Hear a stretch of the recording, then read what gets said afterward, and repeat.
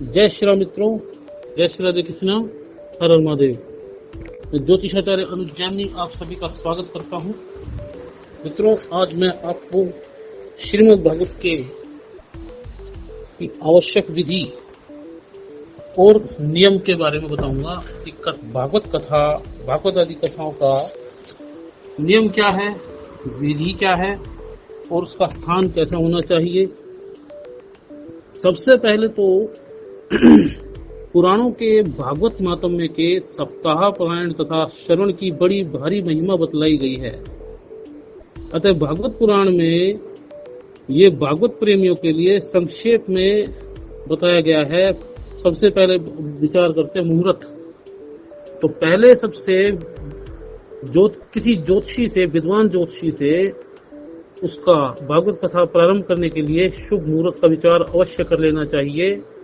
जो नक्षत्र बताए गए हैं, हस्त, चित्रा, स्वाति, विशाखा, अनुराधा, पुनरसु, पुष्य, रेवती, अश्विनी, मृगशिरा, श्रवण, धनिष्ठा तथा पूर्वा भाद्रपद उत्तम है।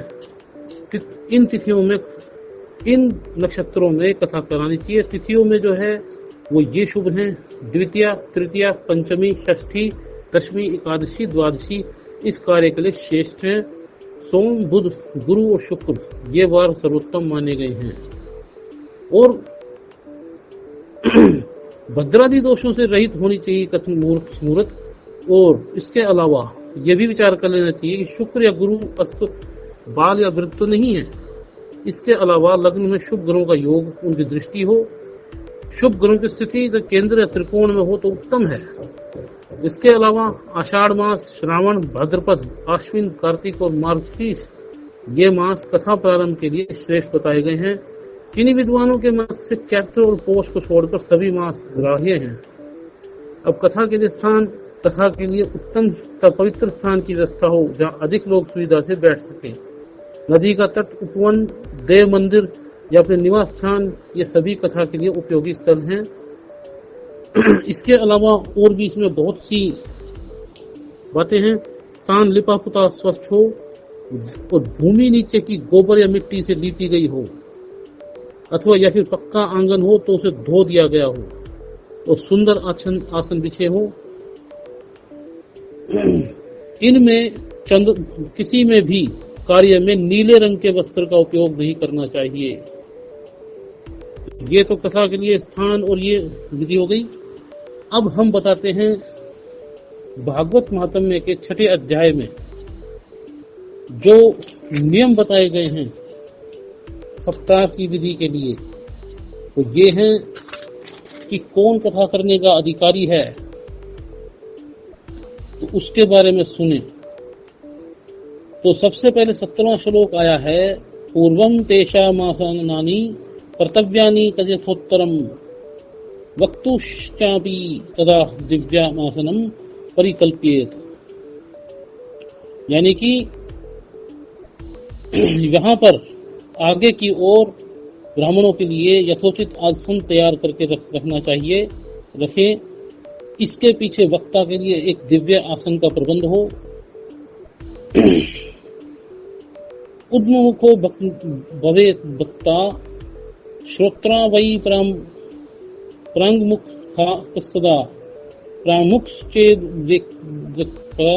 श्रोत्रा चोद्मुखस्था तदा, अथवा पूर्वदिज्ञेया पर पूज्य पूजकम मध्यता श्रोत्रणमागमये प्रोक्ता देश कालादि को विदयी। अब इसका अर्थ क्या है वो आपको बताते हैं कि वक्ता को पूर्वाभिमुख होकर बैठना चाहिए। वक्ता पूर्वाभिमुख हो तो श्रोता को उत्तर की ओर मुख करके बैठना चाहिए, अथवा वक्ता और श्रोता को पूर्वमुख होकर बैठना चाहिए। देश काल आदि को जानने वाले महानुभावों ने श्रोता के लिए ऐसा ही नियम बताया है। जो भागवत कथा व्यास, जो कथा वक्ता है, उसके लिए नियम ये है, जो वेद शास्त्र की स्पष्ट व्याख्या करने में समर्थ हो, तरह तरह के दृष्टांत दे सकता हो, विवेकी और अत्यंत निष्प्रय हो, ऐसे विरक्त और विष्णु भक्त ब्राह्मण को वक्ता बनाना चाहिए। श्रीमद् भागवत के प्रवचन में ऐसे लोगों को नियुक्त नहीं करना चाहिए जो पंडित होने पर भी अनेक धर्मों के चक्कर में पड़ा हो, स्त्री लंपट एवं पाखंड के प्रचारक हो, अनेक धर्म भ्रांता स्त्रैना पाखंडवादिना शुक शास्त्र कथोच्चारे त्याज्यास्ते यदि पंडिता। वक्ता के और इसके अलावा वक्ता के पास ही उसकी सहायता के लिए एक वैसा ही विद्वान होना चाहिए और स्थापित करना चाहिए, वह भी सब प्रकार के संशयों की निवृत्ति करने में समर्थ हो और लोगों को समझाने में कुशल हो। वक्तु पार्श्वे सहायतार्थमन्य स्थाप्य प्रस्ताविदा पंडिता संशयच्छेता लोकबोधन तत्परा। अब यहाँ पर यह भी बता दें कि कोई स्त्री व्यासपीठ पर बैठने की अधिकारी नहीं है।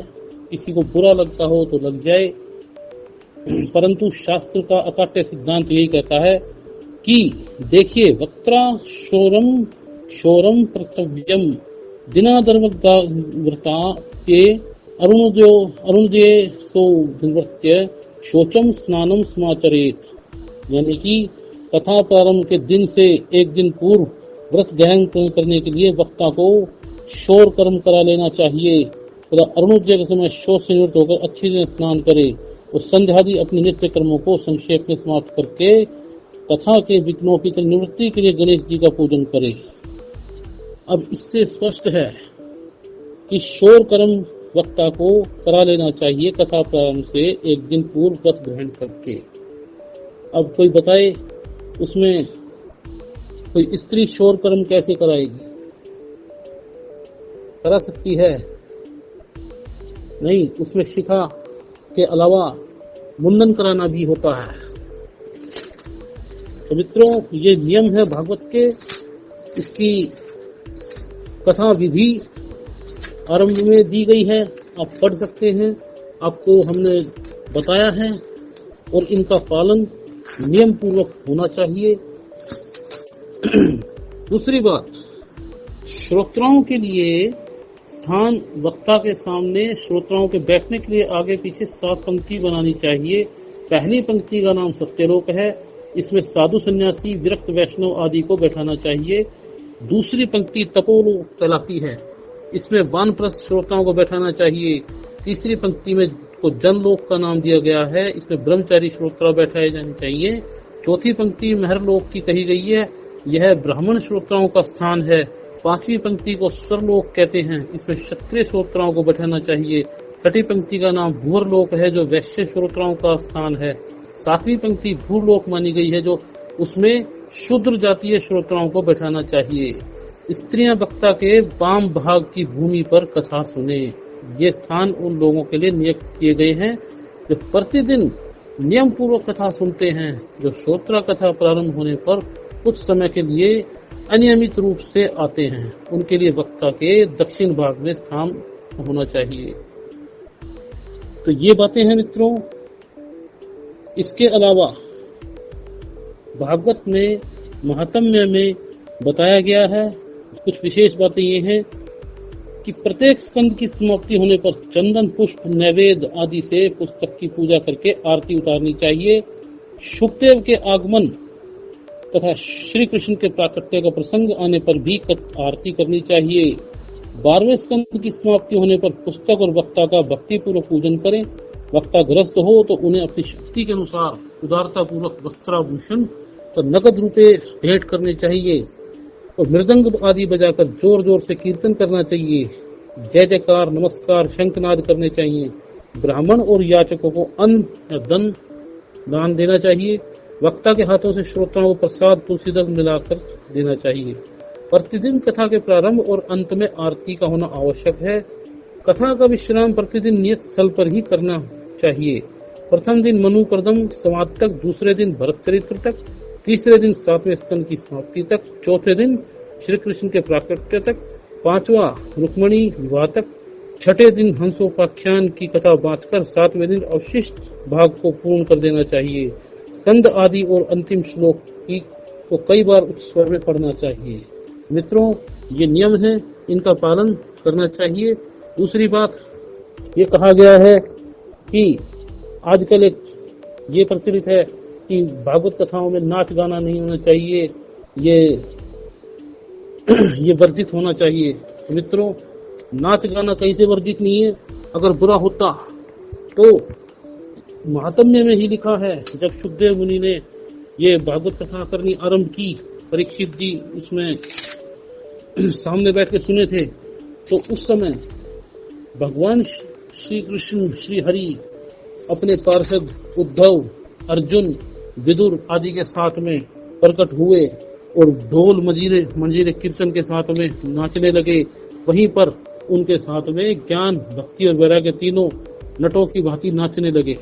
तो मित्रों, ऐसा नहीं कि हर 5 मिनट बाद भजन चला दिया और उसमें नाचने लग गए।